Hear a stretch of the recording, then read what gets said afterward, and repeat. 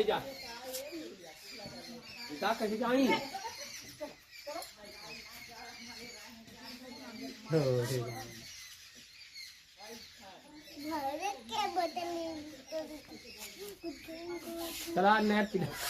बोतल में भारी के हटरा जा जा जा भारी के दो मलाई खाना बुढ़िया खा ले ना पाती उनका पता नहीं है रे जइया बिने विदा होई के गाय सुना दे